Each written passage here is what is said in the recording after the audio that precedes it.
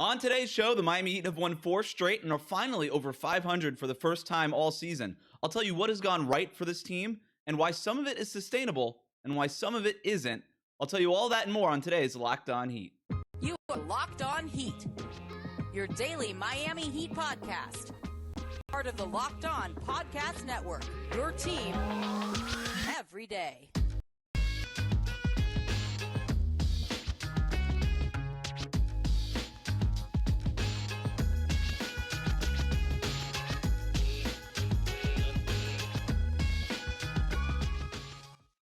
All right, welcome to Locked On Heat, your daily podcast on the Miami Heat. I'm Wes Goldberg. However you might be tuning in on YouTube, Odyssey, or wherever you get your podcasts, thank you for making Locked On Heat your first listen every day. Today's episode is brought to you by PrizePicks. First-time users can receive up to a 100% instant deposit match up to $100 with the promo code LOCKEDON. That's prizepicks.com, promo code LOCKEDON. We'll hand out credit cookies from the Spurs game and take a look ahead on what's on the schedule here in a bit. But first, let's take a look at what's going on during this 4-game win streak. The Heat, going into Monday, have beat the Pacers, the Thunder, the Rockets, and the Spurs, going over 500 for the first time all season.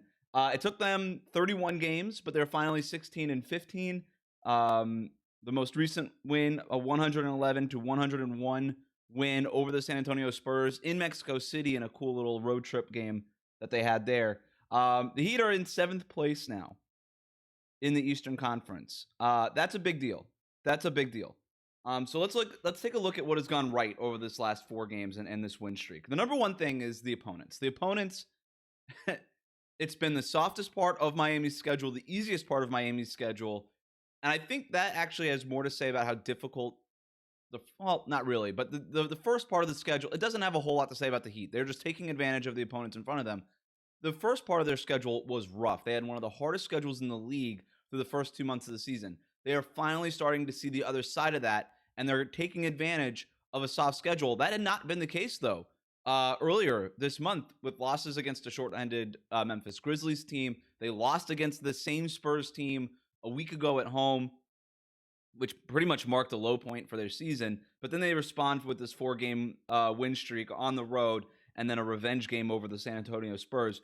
But it's still soft opponents, right? None of the teams, even 3 of the 4 teams they just beat, have losing records. None of those teams, including the Pacers, have a positive point differential on the season. So the fact that they got these easy opponents, lined them up, and then just beat them, the opponents not being great is helpful, but the Heat, give them credit, they took advantage in a way that they had not been taking advantage earlier in the season. And what do we call that, Fit Kids? We call that growth. Okay, very good. So the opponents is the number one thing. The number 2 thing is just how good Miami's defense has been. Their defensive rating over this stretch, and granted small sample size against bad teams, but their defense is posting a defensive rating of 102.8 points allowed per 100 possessions. That would be by far the best in the NBA. It is not in any way sustainable to play that kind of defense. But zoom out, bigger picture for the Heat, and since ranking as low as 20th, I think late November, they ranked as low as 20th in defensive rating. They have been trending in the right direction. They're up to 7th or 6th or something like that now. And again, this last stretch is a big piece to do with that. They're allowing fewer threes. That's a big way that they're playing better defense. They're allowing fewer threes. They're allowing opponents to make fewer threes. Giving up, like the Heat have had an issue shooting 3-pointers all year long, and that's something that we're going to get to here in a second. But they've also had an issue allowing opponents to get off a lot of threes and to make a lot of threes.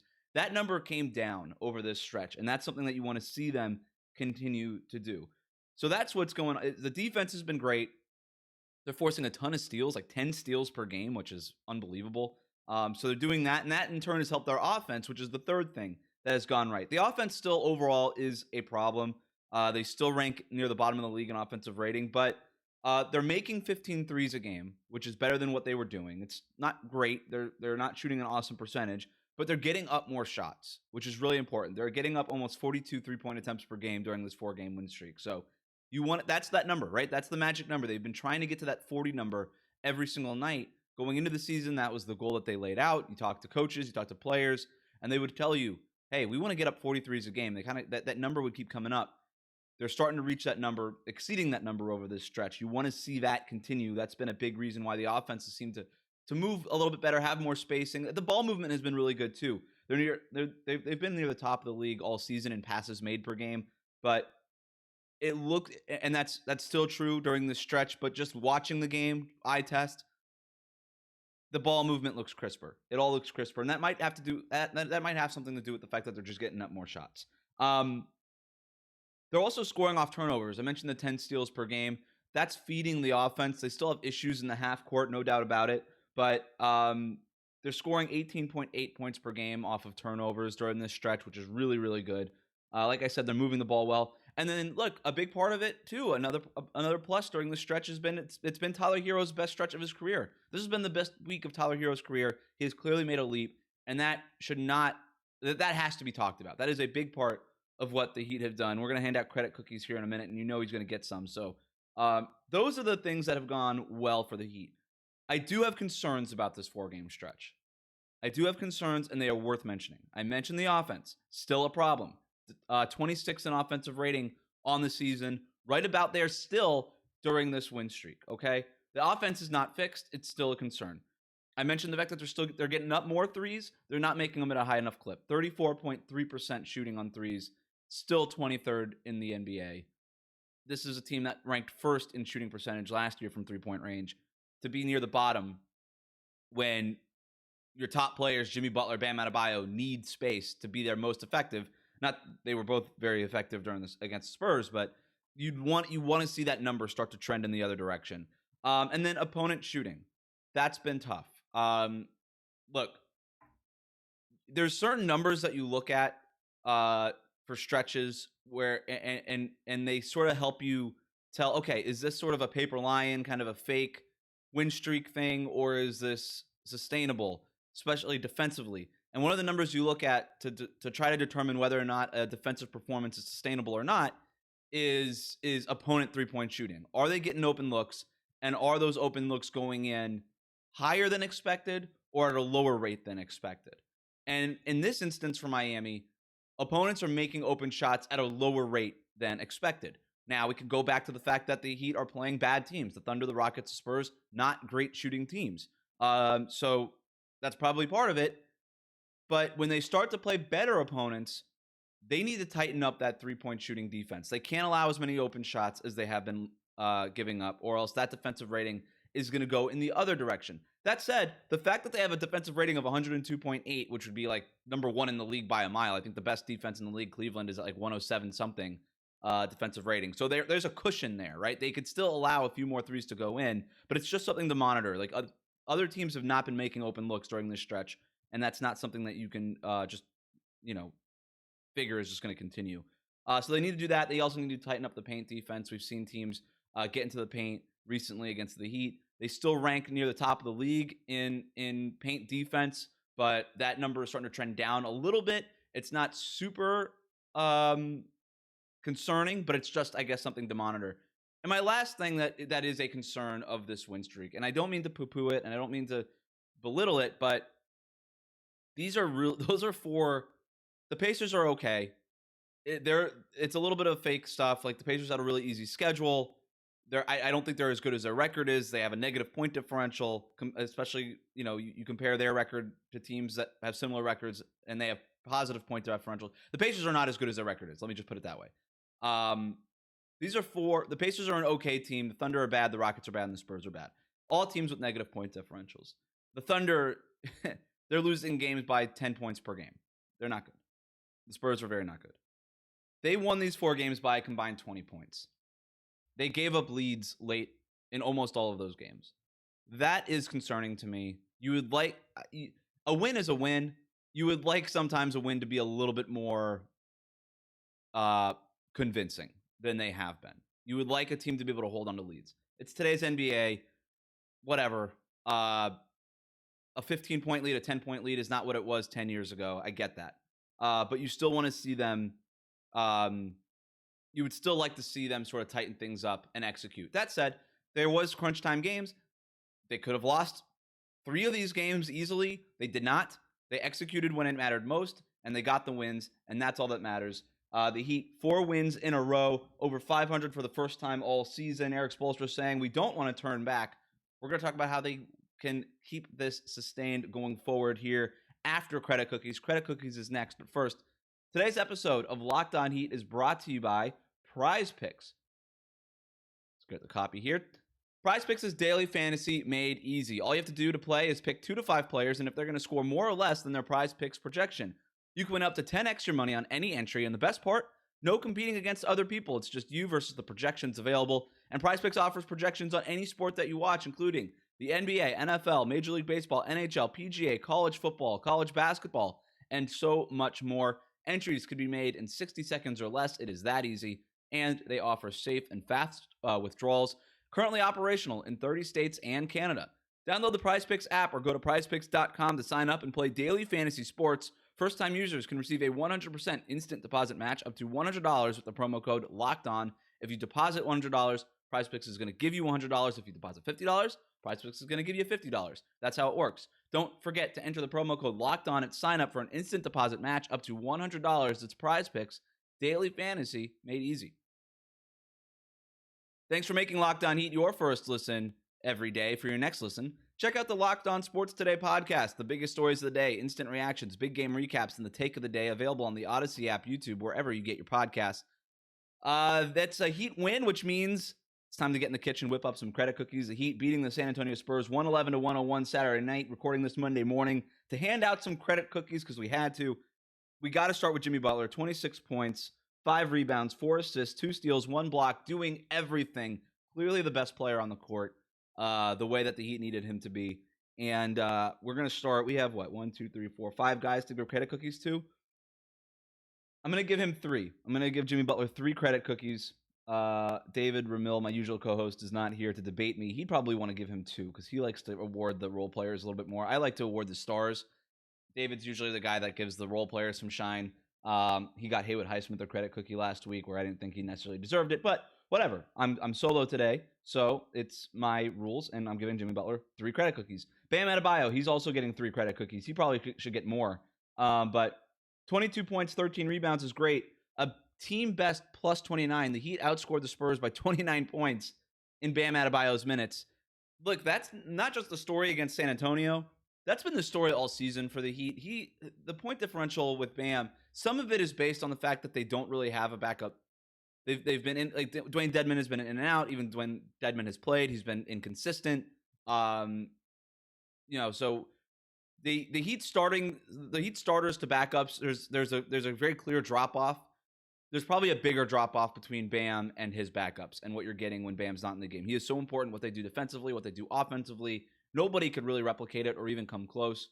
Bam Adebayo, he's been Miami's most important player all season. I don't know that you can argue that. Jimmy Butler, given how many games he's missed, Bam Adebayo's mostly been available. He's been Miami's most important player. As good as Jimmy Butler was, you could argue that Bam was their most important player against the San Antonio Spurs. So I'm going to give him 3. Jimmy Butler gets 3. I'm going to give Tyler Herro 2 credit cookies. 21 points. It wasn't his best game, but hey, look. Guy just scored 70-something points in 2 combined games in the 2 games before that in 48 hours. But what I really liked was the efficiency, his floor game, and generally had 7 assists on the night. On a night when the Heat were without Kyle Lowry. Lowry's still nursing a knee injury, knee soreness is what they're calling it. But no Kyle Lowry, Tyler Herro having to step up into a playmaking role. Interesting starting lineup, by the way. Tyler Herro labeled the point guard. Also, the Heat obviously had no Gabe Vincent tonight, no Drew Smith because he's not with the team anymore. It's Orlando Robinson on that 2-way contract. He played 4 minutes off the bench, where Dwayne Dedmon only played 8 minutes off the bench. But interesting starting unit for the Heat because it was Tyler Herro listed at point guard, Strus at shooting guard, Jimmy Butler at small forward, Nikola Jovic starting at power forward, and then Bam at center. Also no Caleb Martin in this one. So I loved the way that Tyler Herro, hey, you want me to play point guard tonight? I'm going to be the point guard. He scored 21 points on 16 shots. It was 6 of 16. He shot 6 of 16 overall, so not terribly efficient. 3 of 9 from three-point range. Side note, love the fact that Tyler Herro is averaging now more than 8 3-point attempts per game. He should be at 10 a game. There's no reason for him not to shoot 10 threes a game. The way that they are encouraging to get those shots early and quickly off of those catch-and-shoot situations, I love that. The fact that he still got 9 up tonight, even when he wasn't shooting well, I like that number from him. He should always be there, regardless of he could go 0 for 9. I don't care. He needs to get those shots up. The thing that I really liked, in addition to the 7 assists and the 2 steals, is the fact that he got to the line, 6 of 6 from the free throw line. So when that shot isn't going in, the fact that he can get to the line and create points for himself that way, very, very promising, and kind of goes back to the way that he is understanding and feeling the game and leveling up as an offensive player. His floor game has gotten so much better. He's such an efficient player now. He's really, I mean, I'm not as impressed by this as I am the 40-point games and 30-point games and all that kind of stuff, but I am very impressed by this. So he gets 2. Victor Oladipo is going to get 1, and then Duncan Robinson's going to get 1, right? 6, 7, 8, 9, 10. Yeah, so that gives us 10 credit cookies. Victor Oladipo, 5 steals off the bench. What he's been able to do defensively, some of the steals, let me put it this way. Sometimes steal numbers can be sort of fake stats, right? It's sort of like a player could get a lot of steals and then call him and just tell himself, hey, I'm a really good defensive player, and then start lobbying, I should be defensive player of the year, or I should be on all NBA defense team, or whatever. There are players, Patrick Beverley, that will get a lot of steals, but not necessarily be really good defensive players on a possession-to-possession basis, right? Because why? They'll gamble too much, and so for every steal that they do get, they'll give up an easy basket because they gambled, jump the passing lane, gives a guy a wide-open driving lane. Hassan Whiteside used to do this, not with steals, but with blocks, right? He would just jump up and try to swat a shot into the 11th row. And, sometimes it worked. 1 out of every 4 or 5 times it actually worked, and it was awesome. Most of the time, he just ended up jumping out of the play and then giving up a wide-open dunk or something. So steal numbers can be like that. I say that to say this. Victor Oladipo's numbers, his steal numbers aren't really like that. He just plays really good man defense, just gets into the guy's grill, and then just picks his pocket, just grabs the ball in a way that I'm not saying that Victor Oladipo is Kawhi Leonard defensively or what Kawhi used to be, but it kind of reminds me of what Kawhi used to do. He would play ups on you and the reason defensive players don't get that close to offensive players is that if you don't have the athleticism or the foot speed or the feel defensively, if you get that close to your offensive player, the ball handler, one dribble move and he's right by you, right? And you have no real cushion to make up for losing ground. Victor Oladipo is confident enough in his man-to-man defensive abilities that he'll get right up into a guy's chest and then just pick the ball when he gets a chance. So those 5 steals, to me, not empty stats, not empty calories. They're very important. And then 7 points off the bench too, which I thought were important in this game. But the steals was what sticks out to me. And then let's give 1 credit cookie to Duncan Robinson. He had 12 points on the game, 4 of 8 overall, 3 of 6 from 3-point range. Had 3 assists, 2 steals. He's been in a little bit of a positive stretch here, especially as Max Strus struggles with his shot. We're starting to see Duncan Robinson get some minutes. He played 26 minutes off the bench tonight. Max Strus played 27 minutes. Not tonight, on Saturday. Max Strus played 27 minutes in the game. So we're starting to see those minutes even up. They're both getting their chances. And if somebody's got the hot hand, Spo's going to let it ride with whatever guy it is. And tonight, or again, not tonight, Saturday night, it was Duncan Robinson. He made 3 of 6 from 3-point range, 2 big ones in the fourth quarter, and that's why he's getting the credit cookies. When the Heat needed him, he stepped up, made 2 big threes in the fourth quarter to help with that stretch run when Miami outscored the Spurs 31-17 to go ahead and run away with this game. So recap, 3 credit cookies to Jimmy, 3 credit cookies to Bam, 2 to Tyler Herro, 1 to Victor Oladipo, 1 to Duncan Robinson. A good game overall. Can it continue? We talked about some of the reasons why we believe in this win streak, some of the pros, some of the concerns that we have. Let's take a look ahead on the schedule and see what's real and what's not. By the way, can the Heat keep this win streak going? They got a big break over the weekend that could help them extend this win streak. We'll tell you what it is next. But first, today's episode of Locked On Heat is brought to you by ExpressVPN. So we all know how ExpressVPN protects your privacy and security online already, right? But here's something you may not know. You can also use ExpressVPN for fun, not just for security. It could be fun for you. You can unlock movies and shows that are only available in other countries. Maybe you've run out of stuff to watch out on Netflix somehow. You've ran out of stuff to watch on Netflix. This is going to change your world because ExpressVPN allows you to binge The Office on UK Netflix. It's so simple to do. Just sign into Netflix, fire up ExpressVPN, and then just change your location to the UK, refresh Netflix, and that's it. Now you can watch the Office version or the British version of The Office, which some people say is better. Here's another reason to explore ExpressVPN. we've all run into this issue, right? Maybe you're on the go, you got NBA League Pass on your phone or something, you're trying to catch the Heat game, you don't have access to a TV or cable, or your cable package or whatever, and you want to watch it on NBA League Pass, but you can't because you're in South Florida, which means that it's blacked out on NBA League Pass. Well, if you use ExpressVPN, do the same thing that we were just talking about. Change their location to Wyoming, and now all of a sudden, the Heat games are no longer blacked out in your area. You can watch them on League Pass. Maybe you're a Denver Nuggets fan listening to this for some reason. I don't know. And what's going on in Denver? They can't even, like, they're having some sort of fight with their local cable provider. And so, like, people in Denver can't watch the Denver Nuggets play. This will allow you to do that. Get ExpressVPN, buy NBA League Pass, change your location from Denver to anywhere else. Bam. Now you can fire up some Nuggets games. It's not just Netflix. ExpressVPN works on any streaming service, Hulu, BBC, iPlayer, YouTube, you name it. Hundreds of VPNs out there, but the reason I use ExpressVPN to watch shows is because it is ridiculously fast. There's never any buffering, no lag. You can stream in HD, no problem at all. ExpressVPN also works on all of your devices, phones, media consoles, smart TVs, so much more. You can watch what you want on the big screen or on the go. So if you want to get access to hundreds of new shows or unlock NBA League Pass in a way you've never had before, go to expressvpn.com/lockedon right now, and you can get an extra 3 months of ExpressVPN for free. That's expressvpn.com/lockedon, expressvpn.com/lockedon to learn more. Locked On Heat on Twitter. We're on Instagram. Email us, lockedonheat@gmail.com. All right, let's look ahead on the schedule, see what's coming up for the Miami Heat. Chicago Bulls, Tuesday night, okay? The Bulls are reeling. They just gave up 150 points to Minnesota on Sunday. This is a team that should probably blow it up. Are they going to blow it up before Tuesday? No, they're not. So they'll still have Vucevic, Zach LaVine, those guys. But DeMar DeRozan. But there's something going on there. Goran Dragic, our old friend, talking about this over the weekend, that they're not playing for each other. There's no accountability, all these things. Is this a trap game for the Heat? Possibly. Should they take care of business against the Chicago Bulls at home after a 4-game trip? Yes, they should. There's no excuse. Tuesday night against a bad Chicago Bulls team. This should be a win. 2-day break. They should be rested, the Heat. This should be a win. Okay, so there's that. The Pacers, Friday night. The Pacers are an okay team. They're not a bad team. They're not an awesome team. Maybe they'll make the playoffs. More likely a play-in team. They just beat this team in a rock fight, 87-82 last week. They're getting them in Indiana. They're getting them back here at home. Can you score more points than 87 against the Pacers? You probably should.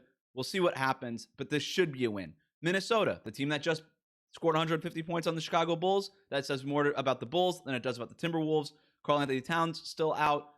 Don't love how the talent has meshed in Minnesota. This should be a winnable game too. All right, so if the Heat beat Chicago on Tuesday, beat Indiana on Friday, and then beat Minnesota coming this following Monday, a week from now, that's the day after Christmas, December 28th, Wednesday against the Lakers.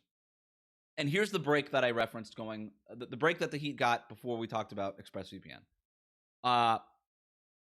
Anthony Davis suffering a foot injury. It sounds like he's going to be out for a while here. He's not going to play in Miami. This is the break that I'm talking about. The Lakers are now LeBron James, where the Lakers were just LeBron James and Anthony Davis and a bunch of other guys. Austin Reeves, no disrespect. Now they're just LeBron James and Austin Reeves and a bunch of other guys, and like Russell Westbrook being okay as a sixth man every other night. Yeah? This now, where this was a game that concerned me based on how Anthony Davis was playing at an MVP level. No doubt about it. Can't debate it. He's the kind of player that would give Bam Adebayo issues. He's the kind of player that would give Miami Heat issues. He gives every defense issues. That size, that athleticism, that's going to be tough for the Heat to beat. Considering that you're going to need your best defenders probably guarding LeBron most of the night anyway. So the fact that the Lakers are not going to have Anthony Davis and now it's just LeBron James and a bunch of other guys, are the Lakers made up of a bunch of random scrub Heat killers? Yes, they are. Is this a game where Lonnie Walker could just make 7 threes out of nowhere? Probably. Like, that's something that could happen. But if they can avoid that, defend LeBron reasonably well, the Lakers are another one of these teams that, yeah, you got the star talent, but they scratch and claw to win every single game. This is now a much more Not that it was never like a scheduled loss. Like even with Anthony Davis, the Lakers weren't that good, but they were getting some wins in a row. They were really building something. But now that they don't have Anthony Davis, it looks a lot easier. So that's the big break that the Heat have, because you look ahead after that, right? Very possible the Heat could have an 8-game win streak by the end of this homestand. Chicago, Indiana, Minnesota, Los Angeles, all winnable games. The Heat should be favored and will be favored in every single one of those games. So what happens after that? Well, you hit the road again for a 5-game trip in Denver, in Utah. The Heat always struggle in both of those places. 2 games against the Clippers and then the Lakers, right, in Los Angeles, and then in Phoenix. None of those are easy games, right? Playing Los Angeles at home versus playing Los Angeles on the West Coast, very different. We'll see if when Anthony Davis comes back. The Clippers are starting to figure stuff out. Kawhi, Paul George, they're back. We obviously just saw them in Miami. And then the Suns are the Suns. They're very good. So very important that the Heat get as many wins here as possible. They just padded their record during the first part of this sort of soft stretch. This is the second part of the soft stretch. And arguably, even though none of these teams are super tanky like the Thunder and the Rockets and the Spurs, while those games were on the road, these games are at home. This should maybe even be an easier part of the stretch because they're home games. And 2 games in 7-8 days? Chicago and Indiana, just 2 games this week. You should be rested too, which is important for this Heat team that has not gotten a whole lot of rest. So the Heat need to make the most of this. We talked about the things we like, the things we don't like. Defensively, keep doing what you're doing. Run guys off the three-point line a little bit better, and I like where the defense is headed. Kind of lock up the paint a little bit more. Just tighten it up. But the defense is trending in the right direction. Not too much to complain about there. Offensively, the Bulls just gave up 150 points to Minnesota. I don't expect the Heat to score 150, but can you score 100?